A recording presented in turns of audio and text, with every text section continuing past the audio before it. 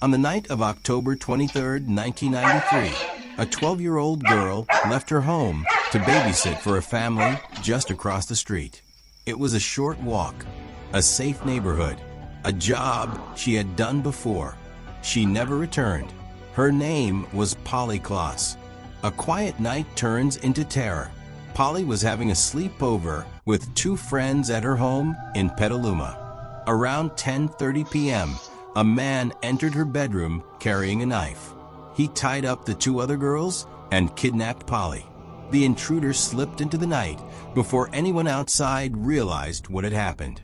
The two girls managed to free themselves and call for help. Police arrived quickly, but Polly was already gone. A massive search.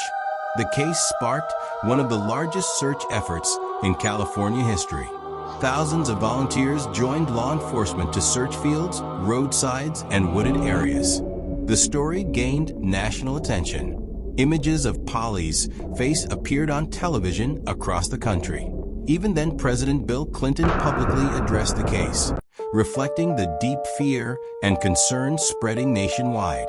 Parents everywhere began locking doors earlier.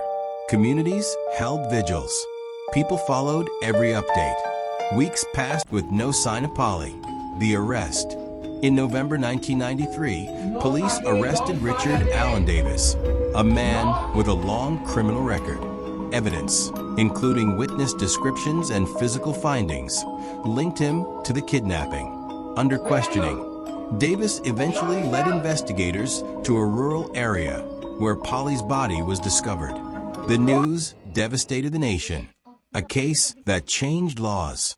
Richard Allen Davis was convicted and sentenced to death, a sentence later affected by changes in California law, though he remains incarcerated. Polly's tragic death had a lasting impact beyond the courtroom.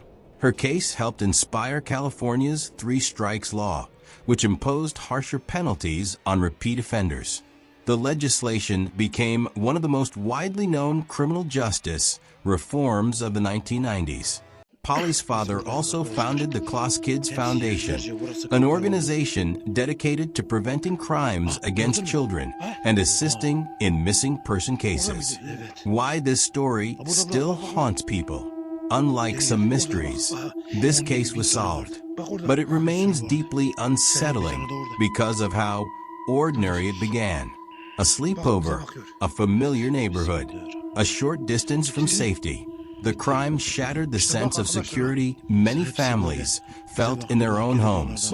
Polly Klaas' story is remembered not just for the tragedy, but for the changes it sparked and the awareness it raised about child safety. Her name continues to be associated with advocacy, reform, and the determination of families who refuse to give up.